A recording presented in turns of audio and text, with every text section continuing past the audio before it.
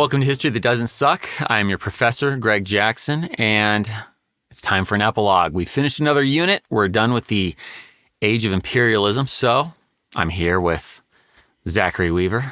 Happy to be back, Greg. Researcher, writer extraordinaire. Glad to have you here, sir. Happy to be here. Oh, well, thank you so much. And, of course, the one and only, I always get in trouble when I say that. I mean, we know there's a lot of others with the same name, but Kelsi Dines. Hey, y'all. There we go. We got the y'all back again. That's right. Channeling that Texan husband of yours. Yep. So He's very proud. Oh, good. Good. Awesome. We're going to go ahead and dive right into it.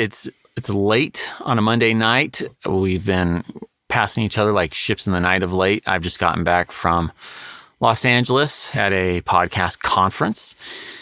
Zach has just gotten back from seeing his second favorite podcast live in Denver, Colorado. Yes, Yeah. Yes. That wasn't awkward the way you said second at all when we had this conversation a little bit earlier. Of course, you're welcome to like others. Good grief. No one wants to bring work home all the time. You're It's always okay. number It's okay. one, Greg. Oh, Don't you worry. shucks. Gee, thanks.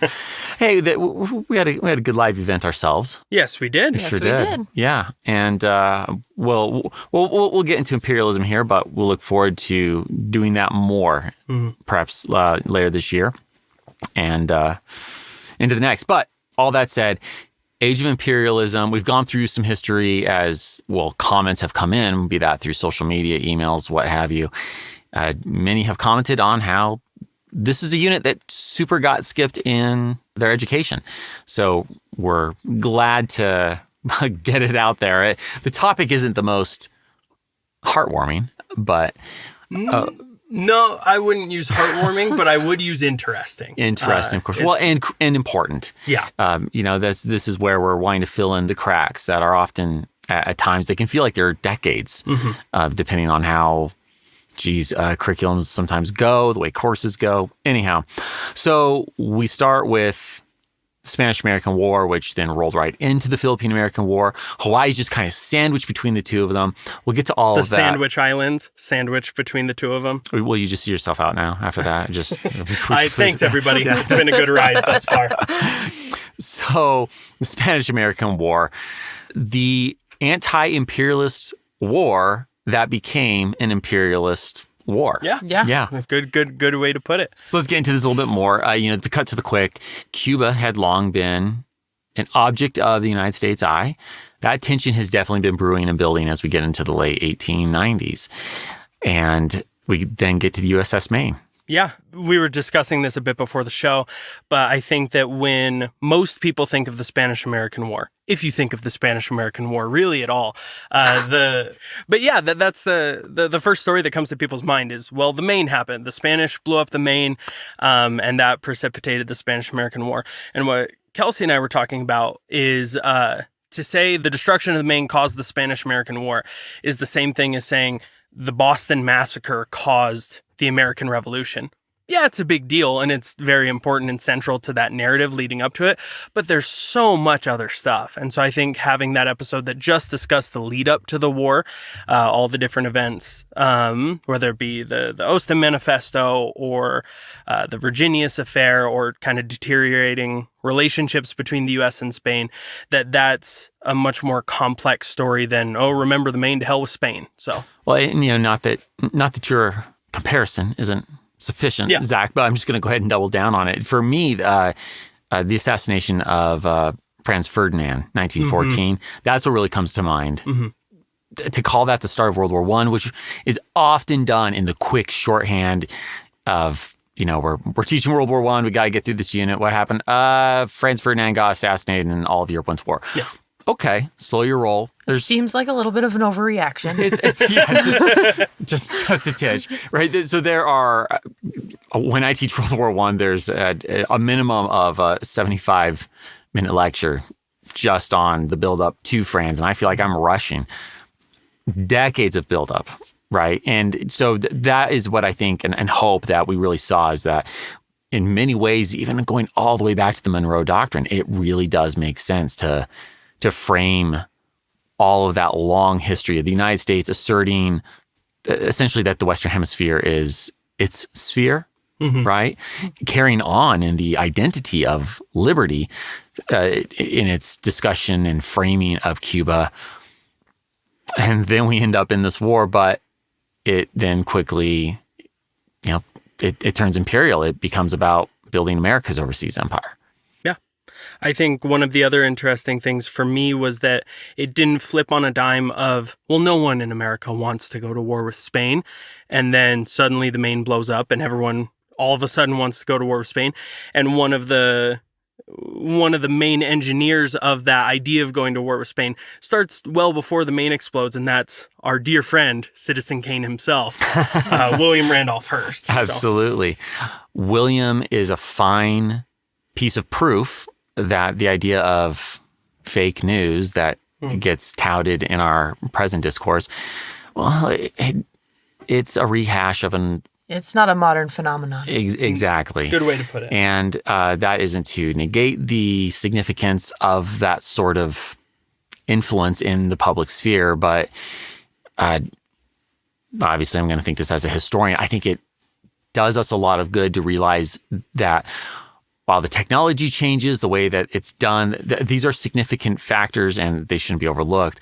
But it's not as though we've changed as a species. There are always those who are willing to do whatever it is, whether it's more clicks or it's more paper sold, that's out there. And it's perpetual. We use the term fake news. I think one of the other terms that applies to yellow journalism and what Hearst and to another degree Joseph Pulitzer are doing here is 24-hour news. That idea that he is, as I helped with the research on this episode, read a lot of newspapers, a lot of New York World and New York Journal, and William Randolph Hearst is talking about Cuba nonstop. If it's not page 1, it's page 2. Right. Well before the Maine explodes, finding any story that he can about Cuba, so that this is what people are talking about. This is the news of the day. And when they read the morning journal, they see him talking about Cuba. And when they read the evening journal, they see him talking about Cuba. That this is on people's mind. For as much of a forgotten era of history it is, the people who were living it, this was the hot topic of the day, was America expanding overseas. The anti-imperial war turned into the war for empire. So we do have this exceptionally popular war. It appealed in this feeling very moral between the destruction of the USS Maine and the idea that this was to liberate Cuba. It got off on a strong footing. And then, of course, there's the winning. And frankly, wars are more popular when you win. When they're splendid and little, as John Hay would say about the war. Exactly right. Okay. Let's roll this right on into the Philippines. Obviously, Hawaii chronologically is split in between there. That's how we went ahead and did the main episodes. We'll get to Hawaii. Let's go ahead and just let the seep happen, though. So we'll hit pause on Hawaii for now. I'm one of those people, right? I have no idea what happened in these years between the Civil War and World War I. And so these last couple volumes have been very enlightening, which has been great. But I'm honestly surprised at how quickly went from one to the other.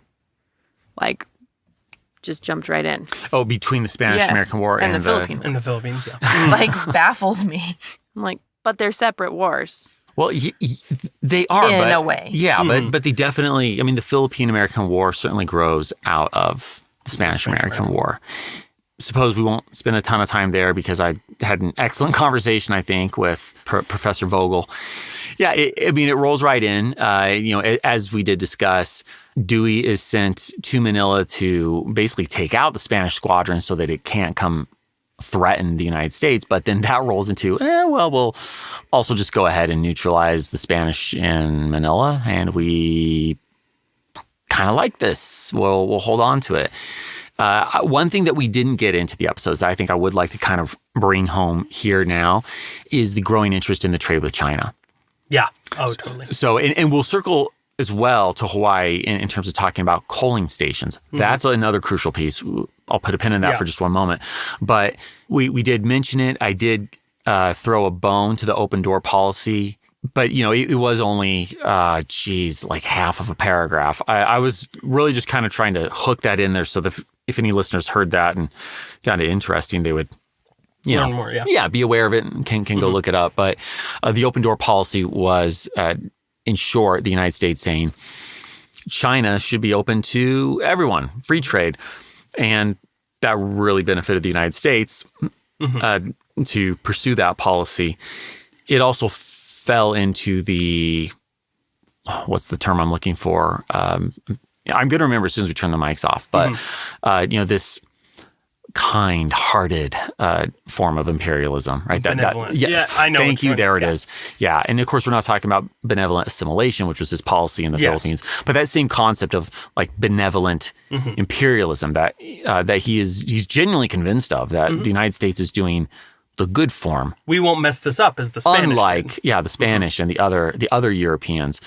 And so China, while not fully colonized the way that, say, the Philippines were by the Spanish, or at this point, Hong Kong is by the British, or Algeria by the French, and I could keep listing, but let's not do that for an hour. Yeah. The list would be long. China is very much influenced, and there are kind of spheres, zones, if you will, that various powers have. So the United States sees benefit to really trying to crack those doors open. Hence, we get to the open door policy. Oxford Rebellion as well. Exactly. Yeah. Yes. And this is one of the draws to holding on to the Philippines. Right? I mean, that's not said in the whole benevolent assimilation narrative, which needs to frame all of this about it being to the benefit of the Philippine people. But it's there. I think those are kind of the things to summarize and distill the Spanish-American War and the Philippine-American War quickly. Yeah. We did have a fun little incident, though, that we should probably share. Yeah. Yeah. Oh, I'd be happy to share this. Well, Zach, why don't you go ahead and take the lead on this? My beloved Greg Jackson, my favorite Greg Jackson. He needed a book in order to write the death of General Antonio Luna. Yes. In the episode on the Philippine-American War, 107. And this book was, if I recall correctly, nowhere. I believe it was in a couple libraries. As people know, we're based out of Utah. It was in a couple libraries in California and in Arizona, correct? And it was not to be had on any sort of digital library site. Yeah. Nope. Yeah. It was not to be found. And it was a rare book. And luckily, we have an awesome community. So Greg posted about this on the HTDS Facebook page, just saying, hey, we need access to this book, just pictures of a couple of the pages so that I can be able to write the death of this character. And one of the copies was in California. And I have a good friend. His name's Robert, who lives out in California. Well, two, in fact, because there was one at USC and one at UCLA. Yeah.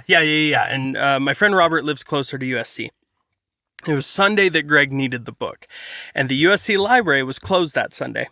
So Robert, who lives maybe 45 minutes away from UCLA, drives up, is like, you know what, I'll drive up there. I'll go pick up the book for you, Greg. Wait. Is this 45 normal minutes or 45 LA minutes? 45 normal minutes. Okay, so 3 hours. Exactly. LA. Okay. And so he was willing to do it. I texted Greg. I said, hey, my friend is in California. He's willing to do it.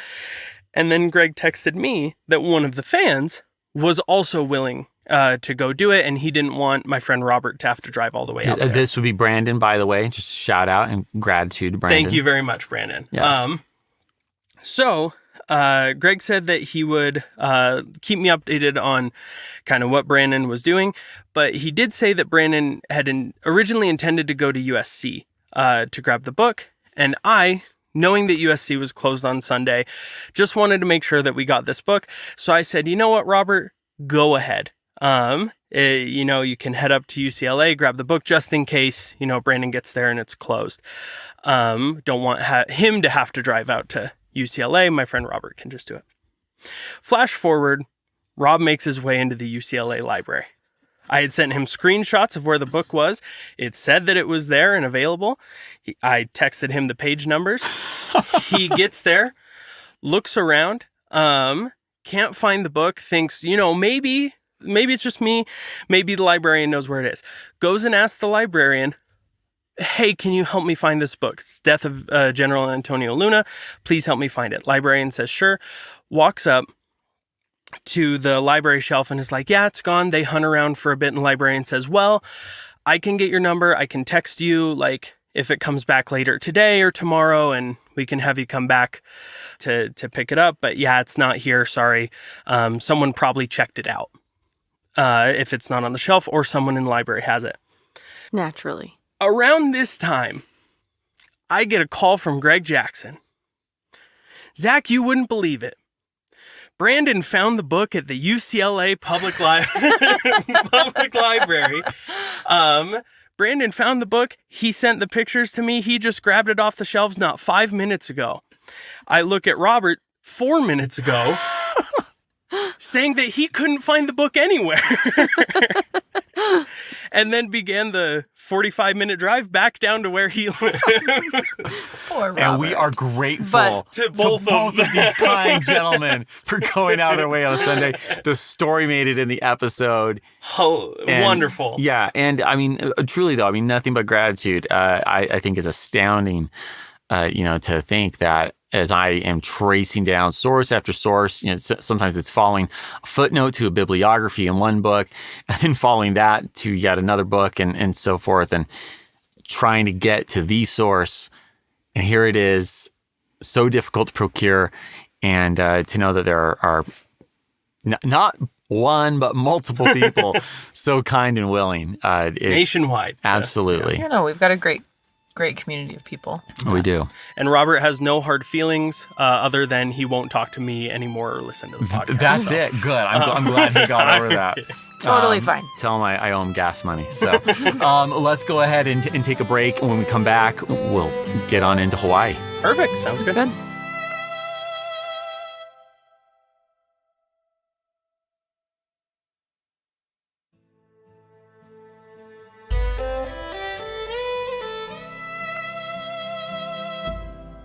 And we're back. Time to dive into Hawaii. That's right. Little Queen Liliuokalani. That pronunciation, I was very impressed. Thank you. That episode only took about twice as long to record. Zach, a million thank yous. You have a number of Hawaiian friends, and what was his name? Give him a shout out here. Both Trey Satoki and Kamalani Kaluhiokalani. Those two gentlemen are born and raised in Hawaii, and they were phenomenally helpful with the research on that episode. They gave us a lot of places to start, and with pronunciation, they were right on it, super quick, getting back to us on how to pronounce things. So. Send us recordings and stuff that I'm sure you use. So. Oh, absolutely. So as I was recording that episode, now this, by the way, lessons learned from early on, I'll tell you what, as we go through a script and we try and flag in as much as this is possible, there's always a word or two that fall through the cracks, and I'm just searching frantically as I record or making phone calls.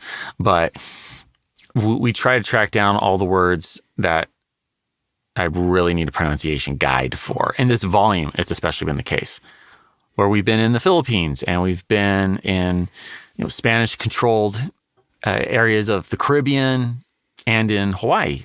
Yeah, I'm sitting there with just audio messages from these kind gents.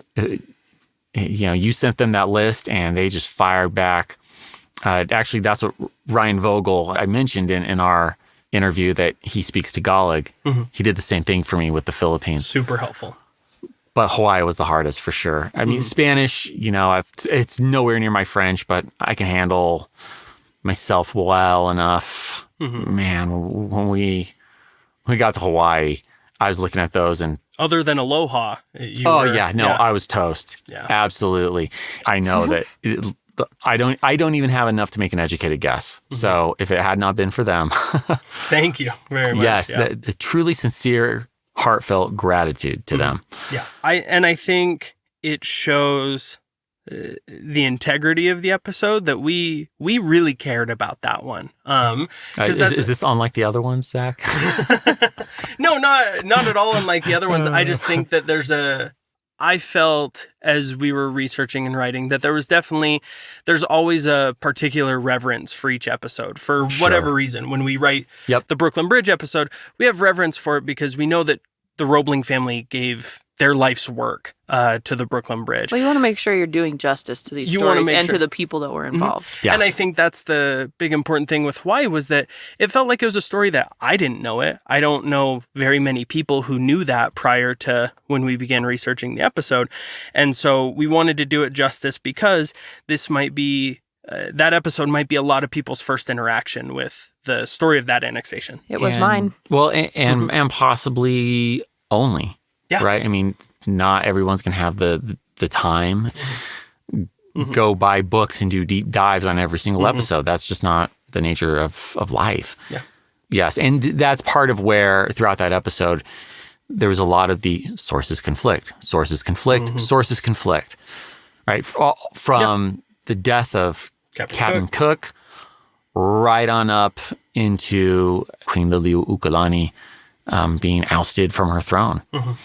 And that's the hard work of history that doesn't suck. The fun work is the writing the fun stories and stuff where there's very clear primary sources that don't conflict, and that's always the fun stuff. The trickier stuff is when you have those conflicting narratives. And this goes back to, we've already mentioned Paul Revere, but this goes back to the Boston Massacre when you have two different accounts of an event. And it's frankly the same lesson that we were kind of extracting. I guess if there's a theme that you might even take out of these episodes that isn't imperialism. Not that theme is lessened, but the question of sources and narrative and reporting. And nuance. All of that is packed in there because it becomes so much more pronounced when you're telling stories that really have a duality to it, right? Where you have two different narratives that are being pushed very hard by different sides. You know, that isn't even to say that those sources are always on equal footing, but you know, any diligent historian is going to ensure that they work through them and figure out if there's a source that should be given less credibility. Why is that? Or recognize, okay, I mean, this is kind of small potatoes, but Captain Cook's death really exemplifies that. What exactly went down? You know, the broad strokes, sure. He's dead. Some of his men are dead. Some Hawaiians are dead. A bad breakup, shall we say, right? But into the nitty gritty, you know, who fired first? Were rocks thrown at what point? Who's the instigator? Exactly. What happens with Captain Cook's corpse? Because even on that one, what happens to Captain Cook's corpse after, they both tell the same story, but because the British explorers don't have the same background as the Hawaiians do, they don't understand the Hawaiian culture, they see what's happening, but they misinterpret it. Even that can be tricky sometimes too. Well, and that gets to, you know, one of the crucial things about,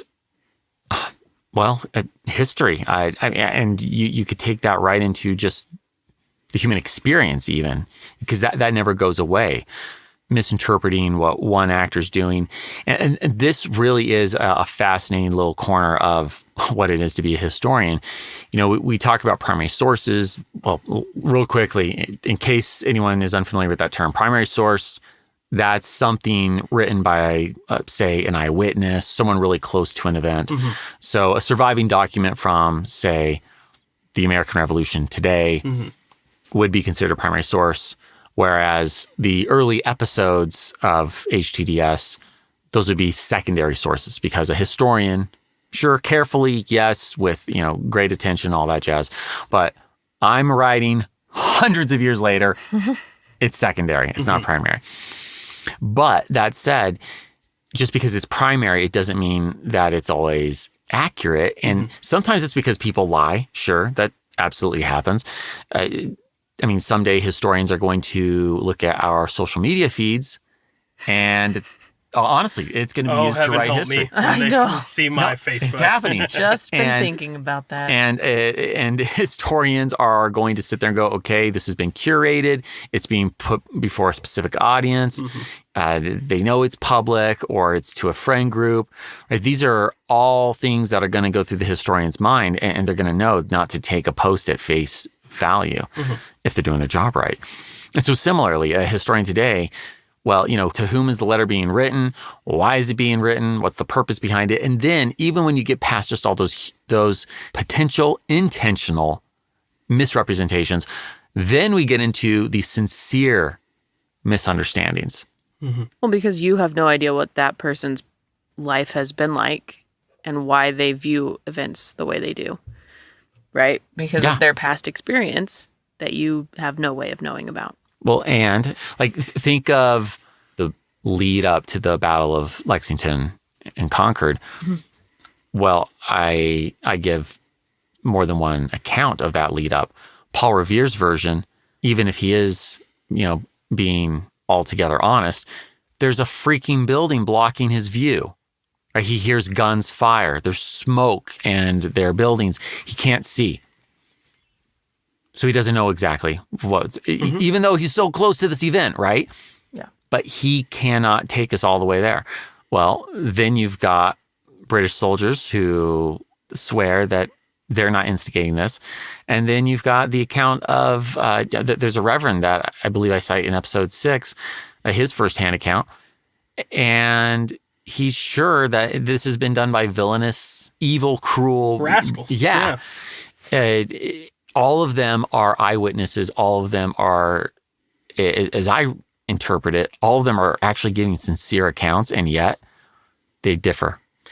I can take you back a long time to real history, to 10th grade Zach Weaver in his AP World History class, where my teacher prepared us with what she called the WASP method for historical sources. Okay. Which is when was the source written, author, who is the author of the source or the creator of the monument or the sculptor or the painter, whatever, the subject of it, and then finally is the purpose. And she was like, always keep an eye out in the purpose for how what they're doing benefits them. So you could say with the WASP method, William Randolph Hearst publishes newspapers about Clemencio Arango, and you could say his purpose is to shed light on the suffering that's happening in Cuba. Or you could say that his purpose is to help prod the United States into a war with Spain over Cuba. Always keep your eye out for the purpose of what these people's sources are, what they're trying to get out of it, who they're trying to convince, all those different things. And then there's other primary sources that are, one of the stories we told in the Hawaii episode was Queen Liliu's first day at school. Right. And so stuff like that is less he said, she said, one primary source fighting another primary source, where Liliu's probably one of the only people that remembers how she felt on the first day of school. She tells that story. And then we need to just verify some of the facts in her story using outside primary sources. Was the school really there when she was that old? Check, it was.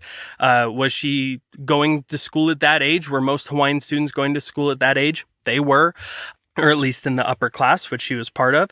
And so it's really fun to look at primary sources to see why people are writing it, or to fact check someone cool, someone famous like Queen Liliu, to hundreds of years later be like, no, I'm going to fact check your story here. And turns out she was right, but sometimes people, in order to advance their purposes, or because they're forgetful or for whatever reason, it might not be so right.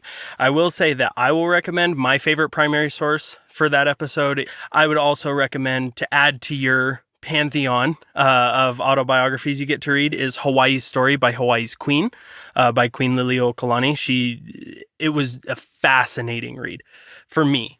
She's a good writer. She's too. a phenomenal writer. The prose is excellent. And in fact, she's an excellent poet. Yeah, she really is. She wrote, this I think made it into the deep dive for yes. Patreon. Yeah, but, not into the main episode, but, but patrons got it. The famous song that most people associate with Hawaii, which is Aloha Oi, in English that translates to Farewell to Thee, that's famously written by Queen Liliuokalani as a kind of love romance song, but it also means a lot to the people of Hawaii that it's written by the final monarch of the Kingdom of Hawaii, and it translates from being this love song to a song of farewell to the great Kingdom of Hawaii before it's taken by the United States. And so I think that her writing blew me away in a way that I didn't expect it to. I expected more autobiographical stuff that was just, dry, and hers is just such an engaging narrative. So I recommend that strongly for anyone interested. So. Well, and I guess to kind of round out a few things on Hawaii, my mind does turn to Pearl Harbor. Yeah. And I think it's crucial to remember that this world dominated by ships, and frankly, I don't know that we all always remember just how crucial shipping still is in the 21st century. Mm-hmm. When so many of us travel by plane, we tend to just think, oh yeah, that's how things get around now. But ships are vital, and especially at that point. And so notice that another thing that if you kind of connect the dots across each of those episodes, we talk about Guantanamo Bay. Why? Coaling station. Pearl Harbor. Why? Coaling station. Again, Philippines, a few different locations discussed, but why? Coaling stations. There it is. All right. So this is a crucial component. It kind of sets us up to really talk a little bit more about imperialism generally, which also takes us into the election. But before we do that, let's just go ahead and take one more break, and then we'll bite off that massive piece. Perfect.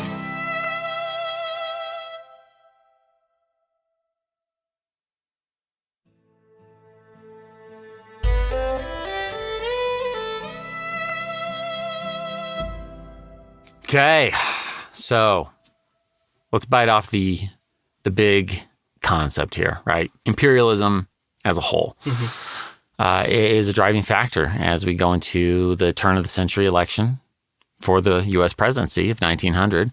We get our William v. William going on once again. A rematch. Right, a little throwback for those who recall. I'm not going to try on that one, whichever. Episode 98? I guess I am going to try, apparently. 98. 98, that sounds I feel. 98. Yeah. Election of 1896. That sounds about right. We'll ballpark it. I'm not dying on that hill. So, yeah, it's a rematch. And William James Bryan is still ringing his silver bell. You see what I did there? Yeah. Oh, that was terrible. I should see myself out. You two can wrap this up, right? So that's still a factor. And in fact, some analysis out there, some historians say that's actually part of what perhaps cost him the election, is that the party was ready to really push anti-imperialism. William James Bryan was like, yes, anti-imperialism, but also silver. Have we talked about silver? I'm still here to talk about silver. Yes. The silver-tongued silverite is back. That's right. Yeah. That was the hill he wanted to die on. That, frankly, it was. And, we'll round that piece out briefly. I gave a nod to this in the episode, but I think it's really kind of a fascinating connection of a lot of HTDS episodes here when you think all the way back to the Alaska episode, right? Mm-hmm. And it really shows, how much is going on in this era, right? That, well, as you said, Kelsi is often kind of forgotten about or overlooked. But we have been kind of treading ground in the late 19th century for quite a while. And the old Alaska episode where we had the Klondikers, the gold rush going up to the Yukon, all that massive influx of gold, it changed the U.S. economy. It kind of solved the minting issue. As it goes, of course, the seated president, it's the sword of Damocles, dangling, always ready to punish the president for things that might not be the fault of that executive. Mm-hmm. Yet there's also the reward for things that go right. And William McKinley, we'll get more into the imperialism side of things, is definitely a capable administrator. He's an intelligent person, so I'm not trying to take anything from him, but It's not like he did this. The gold rush happened to clear up the issue of the 1896 election, at least enough to where it just wasn't pressing for a lot of Americans. And there's the old joke that it's the economy, stupid, that people, the high-minded rhetoric of William Jennings Bryan in this election about the morality of imperialism, for a lot of Americans, was less real than the economic benefits that imperialism was starting to bring to the United States at the turn of the century. And I know, Greg and Kelsi, you guys can hear my heart go a pitter-patter for William Jennings Bryan, but I actually don't want to focus too much on him, as much as, and he's come up in every episode this volume, we haven't talked about him too much yet, the elephant or bull moose in the room. Oh, yeah. Theodore Teddy T.R. Roosevelt, the Rough Rider himself. He's about to bulldoze into HTDS. Not that he hasn't been present. You're right? He's just been kind of making these jabs and hooks as a man of the boxing club, Harvard Boxing Club will do. He is not about to let William Jennings Bryan beat him as the young, handsome, dashing speaker par excellence who is barnstorming the United States, touring to all these places. One of my favorite stories in this entire volume of fun battles and cool different locations, one of my favorite stories is Teddy Roosevelt not only giving a speech, giving it in Nebraska, where William Jennings Bryan is like the hometown hero, and drawing this massive Republican crowd because Teddy Roosevelt is just that darn good. Because he's that good of a speaker, so eloquent, and he brings an energy to American politics that, no offense to Grover Cleveland or Benjamin Harrison, but is unmatched. It hasn't been felt really in so many ways since Lincoln. Yeah. And it's part of why, well, some presidents face enormous struggles. Right? Part of what makes Washington one of the greats in terms of, when historians rank presidents, is the great challenge of just it being an unprecedented role, right? He's trying to hold this thing together. Lincoln's facing a civil war. And, we'll later get to other wartime presidents. I mean, that's always a just special challenge, right? Yeah. So FDR faces that.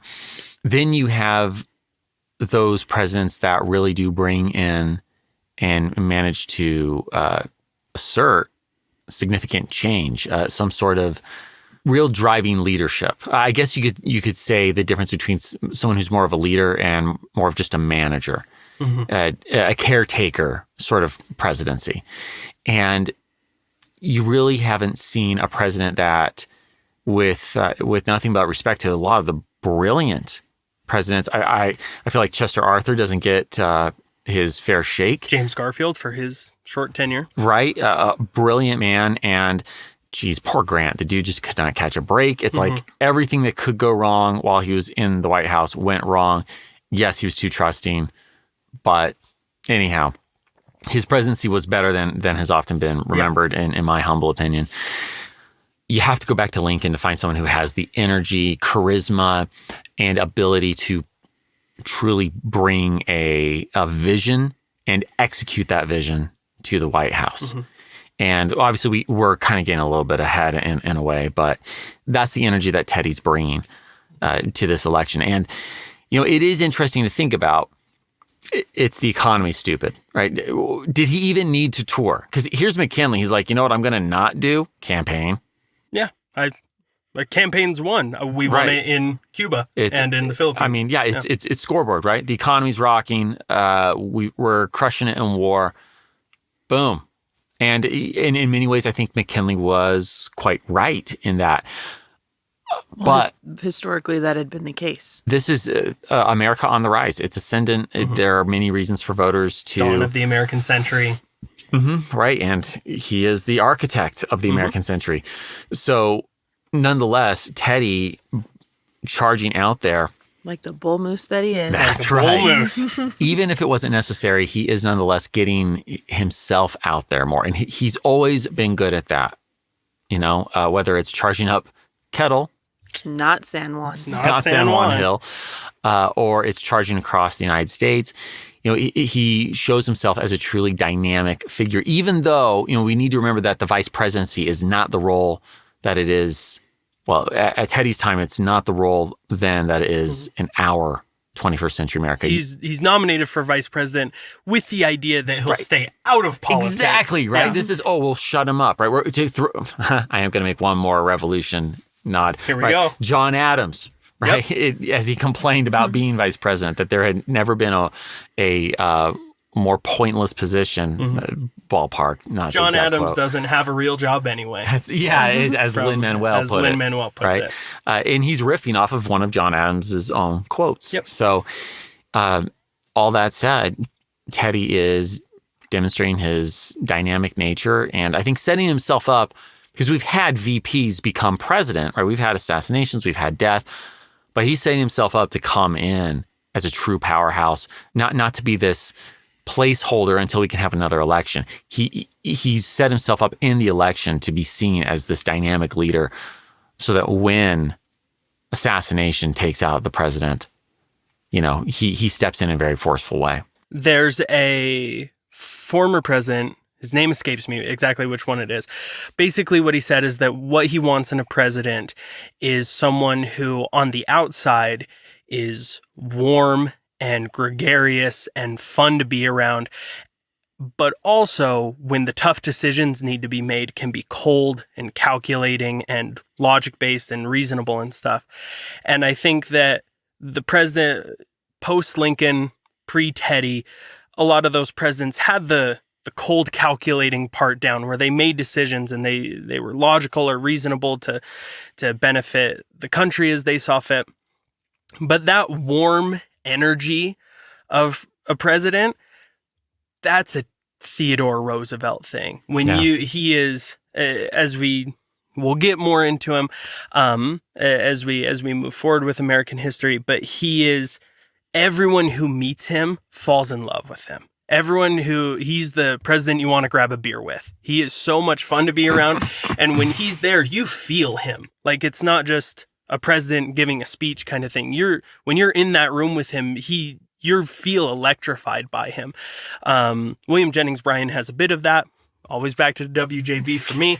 Absolutely. But there is definitely an electricity and an energy that as you start making your way towards the modern era of presidents, Theodore Roosevelt is kind of the beginning, at least for me, of that really electric, almost celebrity quality to a president. But I'd agree. We need to wrap up. Thank you, Zach, Kelsi. Appreciate you sitting down with me. Appreciate being able to talk through this volume. And we look forward to getting into the progressive era. So that's going to be exciting. It will. All right. So we'll do this again down the road, and join me in 2 weeks where I'd like to tell you a story. History That Doesn't Suck is created and hosted by me, Greg Jackson. Thanks to guests Zachary Weaver and Kelsi Dines. Production by Airship. Sound design by Molly Bach. Theme music composed by Greg Jackson. Arrangement and additional composition by Lindsey Graham of Airship. HTDS is supported by fans at patreon.com/history that doesn't suck. My gratitude to you kind souls providing funding to help us keep going. Thank you. A special thanks to our patrons whose monthly gift puts them at producer status. Annette Averill, Foxcar Barrett, Christopher Beckett, Victoria Bennett, Boosh, Amanda and Kelsey Bragg, Henry Brunges, Will Caldwell, Beth M. Chris Jansen, Christopher Cottle, Jason Carsons, Charles Devier, John Frugal Dougal, Kyle Decker, Bob Drazovich, Joe Dobis, Michael and Rachel Ercolini, CF, Nate Farrer, Kyle Gensler, Paul Goringer, Lee Goldman, Jennifer in Houston, Mike Healy, Brad Herman, Noah Hoff, Jeremy James, Melanie Jan, Dex Jones, John Keller, Kristen Kennedy, Todd Kine, Amber Clandred, Sue Lang, Dave Longlin, Aaron Lapellis, Chris Mendoza, Rich Miller, Matthew Mitchell, Michael McWhorter, Jeffrey Moots, Nick Navoda, Fox Osborne, Amanda Parker, Christopher Pullman, Sean Reagan, Samuel Seidel, John Schaefer, David and Alexander Sharp, John Savage, Scott Slaymaker, Durante Spencer, Thomas Stewart, Bill Thompson, Sarah Traywood, TJ Walker, and Jeffrey Watts. Join me in 2 weeks where I'd like to tell you a story.